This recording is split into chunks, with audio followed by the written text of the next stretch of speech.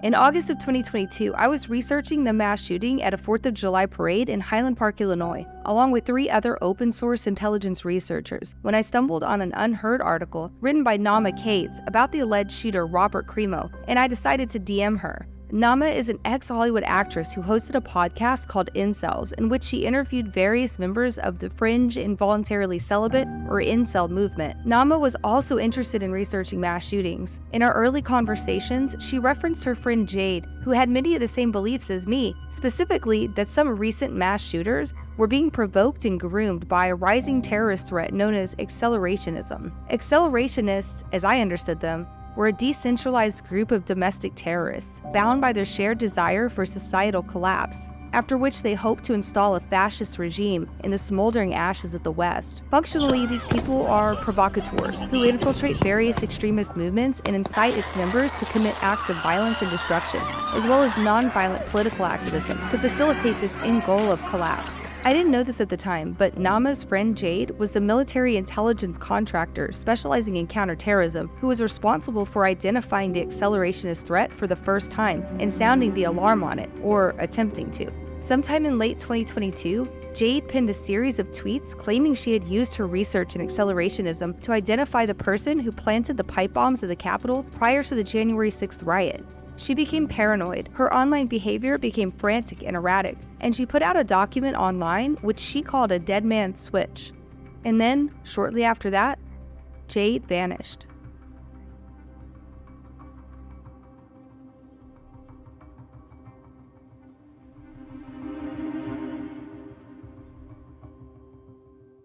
Robert Crimo, the alleged Highland Park mass shooter, was a musician known as Awake the Rapper. He had hidden clues within an alternate reality game that he developed sometime prior to the shooting. We believe this could hold the key to decrypting his manifesto, which was a 27-page book containing nothing but numbers. I believed I'd found a hidden code within one of Robert Crimo's MP3 files. The code was hidden within the spectrographic information of the song, using a technique known as steganography. When I shared this finding with Nama, she was very interested, and she mentioned, unbelievably, that she and her friend Jade were doing the exact same thing with the exact same song file. And remember, I still didn't know who Jade was. It was just a passing reference in a conversation with a relative stranger. And so it didn't hit me at the time that Nama was sharing our open source research with a military intelligence asset who was investigating the same mass shooting in the same bizarre way. As time went on, Nama and I shared our thoughts and research on a variety of related issues, and our relationship remained cordial and collaborative for some time.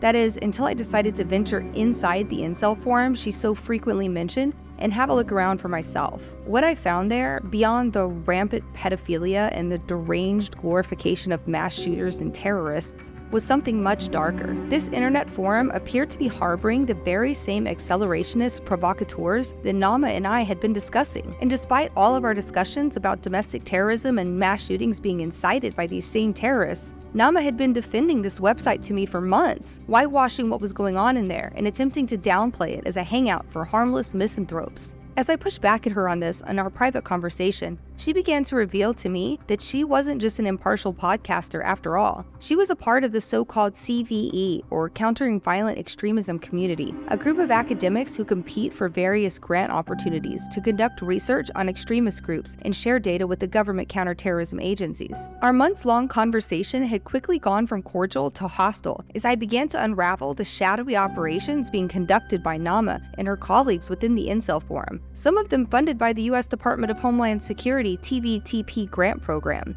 That rabbit hole eventually led me to the DHS-funded censorship of the manosphere, which is a topic that warrants a completely separate video. As our conversation reached its boiling point, Nama revealed to me that the Incel Forum, a website full of extremists inciting quote-unquote incels to commit acts of domestic terrorism, specifically mass shootings, is a honeypot operation subjected to constant law enforcement monitoring and used to make arrests. Except the ones being arrested weren't the obvious terrorists, some of whom had been using the site for years and had amassed hundreds of thousands of posts attempting to incite terrorism. No, the ones being arrested were the largely mentally ill, neurodivergent misanthropes that were unfortunate enough to wander into this honeypot. But wait, hadn't Nama told me that she understood the threat of accelerationist terrorists, and that she'd also been looking into the role of those provocateurs in mass shootings? My mind wandered back to her friend Jade. Who was this person? Going off nothing except for a first name and an association with the CVE academia community, I began to search for her identity. I searched and searched, and eventually, in a stroke of luck, I stumbled upon an old tweet of Nama's regarding the Highland Park mass shooter, in which she tagged a now deleted Twitter account called Unmoderated.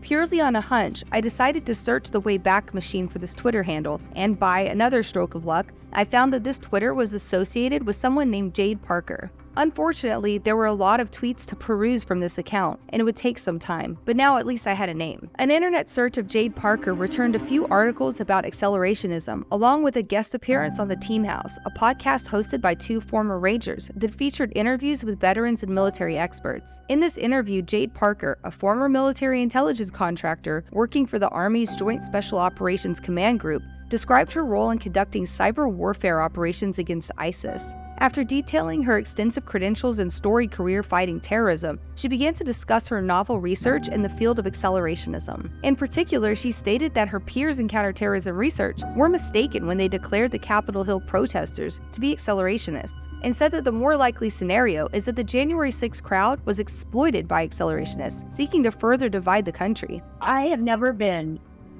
more terrified when I figured out a lot of stuff that these guys were doing, and no one believed me. And no one cared. And people thought that I had gone off the deep end.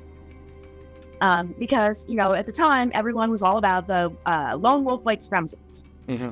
Lone wolf white supremacists this, everybody's a white supremacist, and as everyone was gradually kind of proven wrong about various things, then the definition of far right very much expanded beyond what it had been before, which is fascism and militias. The purpose of counterterrorism efforts is the preservation of the stability of the United States and people who want to overthrow the government.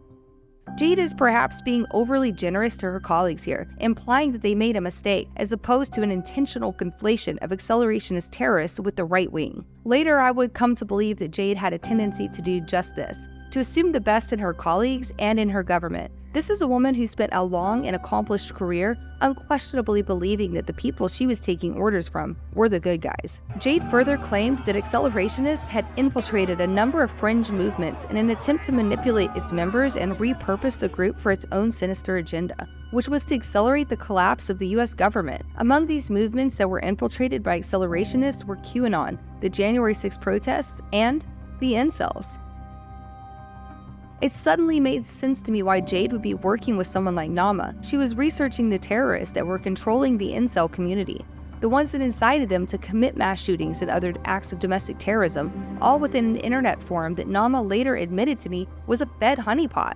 Did Jade know this? I returned to her tweet archives, hoping to find something to help me understand what was going on. What I found was a series of increasingly frantic and bizarre tweets. It seemed that Jade believed that she had been double-crossed by her colleagues in counterterrorism research, that they had stolen her novel research on accelerationism, repurposed it for their own agendas, and then ousted her from her own community. Her colleagues had taken her research and modified critical aspects of it, such as conflating the January 6th protesters with accelerationists, and had presented her research as such before Congress. As her tweets became more desperate and disjointed, she made some alarming claims, stating that she had used her research to determine the identity of the person who planted bombs on Capitol Hill on January 6th, along with their associated network. She teased that she hadn't given the name to anyone yet, and that it was information worth $100,000 to the Department of Justice. She posted this alongside a Google document link, which she referred to as her dead man switch. Unfortunately, the document wasn't easily accessible from the tweet archive, forcing me to click through each one individually. I was sure that I wouldn't be able to find it, or that it would have been scrubbed offline along with the rest of her tweets. But as luck would have it, in one of the JSON archives, I found it, and unbelievably, it was still accessible. And that's how I found Jade's Dead Man Switch, which she had titled The Origins of Accelerationism. Jade's writing is incredibly dense and difficult to digest, over 90 pages of it. The purpose seems to be proving that she had been the first person to identify this emerging terror organization. She had informed many of her colleagues about it, hoping that they would use their pull and authority to spread the word. She even claims to have gone to a government agency and pleaded with them to listen to her, telling them that they could stop these lone wolf mass shootings, which according to her, weren't lone wolf shootings at all, but people who had been manipulated and groomed by accelerationists posing as members of various extremist communities. But rather than helping her, Jade's colleagues stole her work and distorted it. Several of them had even created research consortiums and organizations based around her research, while specifically excluding her. These same colleagues smeared and discredited her within academia. They pushed her out the door, closed it behind her, and locked it. Then they took her research as their own and reframed it as something completely different. Now, an online search for accelerationism returns articles in which is defined as a term used by white supremacists and extremist groups to refer to their desire to hasten the collapse of society. I can only imagine how angry this must have made Jade, the original whistleblower, who was trying to make everyone understand that these people weren't white supremacists, or MAGA, or incels, but rather something else entirely. Jade was right that her research was important. It was so important that it had to be controlled. Just as Nama had said, Jade and I were on the same page without ever having met each other. We both saw mass shooters being provoked by shadowy provocateurs who didn't seem to be associated with recognized extremist groups. But in her document, Origins of Accelerationism, was one other very important aspect that I hadn't picked up on or seen mentioned elsewhere. And this is where things get extra weird. Jade believed that a spooky satanic cult was key to understanding the accelerationist movement. The Order of Nine Angles is a fringe satanic neo-Nazi movement which has been framed as a decentralized satanic organization obsessed with ritual murder, pedophilia, and other sinister practices. But according to Jade, there's more to the story. O9A members use manipulation, trickery, and deceit to get unwitting people to do their sinister bidding. These unwilling patsies are called opfers, and they're often linked to extremist groups like neo-Nazis, white supremacists, and even to fringe movements like QAnon and the incels. See, members of O9A infiltrate these communities, posing as fellow ideologues. They select specific members as opfers and provoke them to commit mass shootings, acts of domestic terrorism, and other crimes. The bigger goal of all of this is to exploit media bias and deepen the divide between the US political right and left wings. So they may, for example, pose as a white supremacist to convince another member of the group to target a black community in a mass shooting, or an anti-LGBT person to commit a shooting at a gay bar, or an incel to commit a shooting at a university, using an AR-15 of course, which Jade identified as the accelerationist weapon of choice due to its unique ability to trigger gun control debates. Why is there gun violence? What is the root issue? What is the root cause of it? Because that's the only way we can see it, change. That's the only way we can see a change. Jade also claimed that a major component of this provocation is the use of alternate reality games. In this way, Jade says, accelerationists have convinced people that they're playing a heroic role in an extravagant tale. You may have picked up on this already, but the people most prone to this sort of magical thinking are mentally ill, neurodivergent, and other vulnerable types of people. The types of people you find lurking in strange online chat room environments, like the incel forum. Convince one of these mentally ill people that the means justify the ends. They're a hero, a martyr, that they'll inspire others with their deadly act, or that by committing such an act, they'll be initiated or revealed some deep truth. All of this lined up perfectly with the strange anomalies we've been noticing while researching mass shooters. A 20-year-old kid found on the floor of a women's bathroom at a Colorado amusement park suffered from a self-inflicted wound to the head. Turns out he had quite the weaponry on him. AR-style rifle, semi-automatic pistol, explosives, some real, some fake. Tactical gear and body armor. And then written on the wall was this: look, I don't know what happened to this kid, but it looks like he beat the programming. Jade's connection of mass shootings to Order of Nine Angles was a major holy shit moment for me, because I'd been seeing the same spooky Satanists attempting to provoke misanthropic young men inside the incel forum, the same forum that Nama Cates, the Hollywood actress turned Fed adjacent, seemed to be running defense for. What was really going on here? Inside the incel forum, accounts linked to the O9A posted PDFs of terrorist material related to the group. One account in particular, with the username Michael W. Ford, frequently posted links to a Discord server. The same account made posts about satanic rituals in which an incel could kill themselves and become a revenge ghost, taking aim in the afterlife against those who hurt them. He posts about ritual sacrifice, including pictures of dead dogs killed during satanic rituals. He posts links to obscene pornographic content and Lolita porn, a code commonly used in the pedophile community. Basically, this account exists to provoke incels to commit a variety of disgusting and sinister acts. It makes sense that Jade would be particularly interested in the incel community, especially if she believes, as I do, that it represents a unique opportunity to study these cult members as they perform their sinister work. But there's a problem. Something that I know, but that Jade never acknowledged. The founder of the US Nexian of Order of Nine Angles is, and pretty much always has been, a paid FBI informant. Joshua Caleb Sutter played an important role in establishing the white supremacy movement within the US as it currently exists today, and he was a paid informant pretty much the entire time. He was an informant for at least a decade before he formed the Temple of Blood, which is the US Nexian for O9A. Joshua Sutter had also been identified in multiple court documents as the informant responsible for sting operations that brought down other accelerationist terror cells, like Atomwaffen Division and the National Socialist Order. Though this information is by all accounts public, it has never been publicly acknowledged in the mainstream media, despite occasional mentions of O9A in the news. Recently, the FBI linked O9A to a self-harm and pedophilia cult, which they called 764. The group is responsible for using platforms like Discord to convince children to self-harm, send explicit sexual material of themselves, and even commit suicide. The FBI claims that this cult is an offshoot of O9A and recently congratulated themselves on finding and arresting the ringleader of the group in Hawaii. But O9A chatter about the incident reveals that many of them believe the 764 cult members are actually opfers, and others believe it's purely a fed-op, representing a concerted effort to link the group to the O9A in an attempt to further demonize the group in the eyes of the public. It's odd that Jade Parker doesn't specifically discuss January 6 in her document, considering that she spams it alongside her tweets claiming to have identified the group responsible. Is Jade implying that Order of Nine Angles were the provocateurs that incited the protesters that day? I can't say I'd be too surprised. If there's one odd theme that keeps popping up all over the place in my research, it's Satanism. Now, if we pull back the next layer of the mysterious cult, Order of Nine Angles, back to before the federal informant founded the US branch, to the group's origins, we find even more spooky people involved. David Myatt, who's widely recognized as one of the group's founders, is a British neo-Nazi who's connected to a Cold War-era program called Operation Gladio.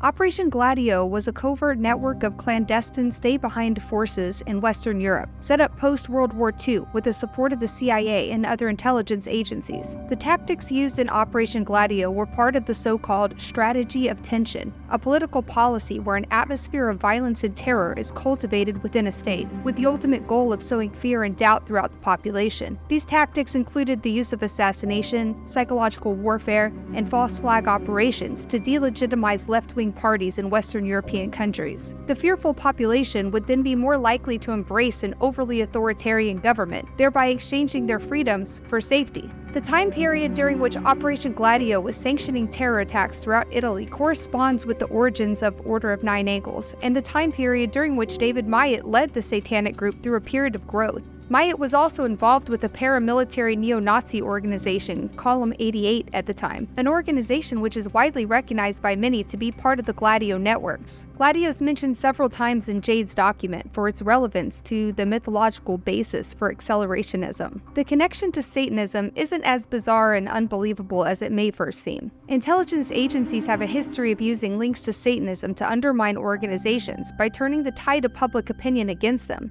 Aleister Crowley, the man widely recognized as being the founding father of modern Satanism, has been argued by researchers to have been a secret agent, working for both the British MI6 and the CIA in covert operations circa World War II. In a similar manner, the branch of Order of Nine Angles operated by FBI informant Joshua Sutter was used to infiltrate the accelerationist organization Atomwaffen Division. The integration of Satanism into the operation of Atomwaffen created conflict among its members, resulting in a fracturing of the network, after which Sutter's work as an informant resulted in the arrest of the group's leaders. Now, Jade's theory really isn't a stretch at all when you consider that the tactics of the provocateurs of the January 6th Capitol riot, as well as the general incitement of terrorism commonly seen in online chat rooms, mirror the tactics of Operation Gladio. And while Operation Gladio may have been dissolved long ago, the strategy of tension is still being used quite effectively. And all of this is occurring in plain sight, provided, of course, that we're capable of opening our eyes to it. Unfortunately, we can't ask Jade for her opinion on these things because her online existence completely disappeared shortly after the 4th of July mass shooting that we were both researching. According to Nama, Jade was preparing to take legal action against those who wronged her, but why would she erase all traces of herself off the internet? And why would she claim to have information relevant to the January 5th pipe bomb mystery? Such a discovery could be extremely important to unraveling what happened the next day at the Capitol. And various other sources, such as FBI whistleblower Kyle Seraphin, has speculated that the FBI may be suppressing information regarding the pipe bomber's identity. Ken Silva with Headline USA recently attempted to reach Jade, but said Parker could not be reached for comment. Her colleagues didn't respond to emails, and the FBI has refused to answer questions about its investigation.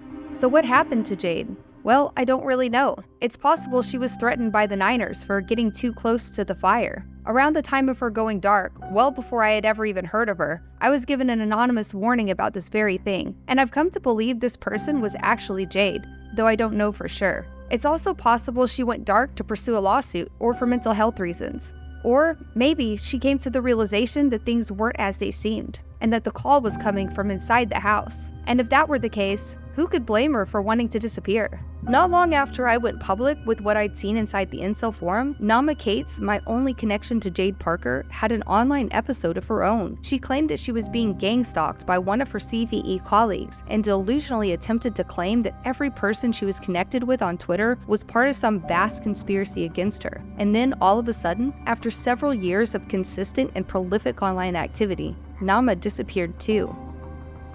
Now all of this has left me in a strange position because suddenly 2 women who'd been researching the same exact online phenomena that I'd been researching have both vanished without a trace, and both of them exhibited alarming behavior immediately beforehand. Jade's findings seem really important, and she claimed to have information that could change the course of our country as we know it, and yet none of her colleagues have acknowledged her disappearance. Likewise, Nama was part of a Fed honeypot operation that was harboring the same people that Jade was attempting to whistleblow. And as for this short video, which really only breaks the surface of the situation, well, I just felt like I needed to put it out there into the public sphere, just in case.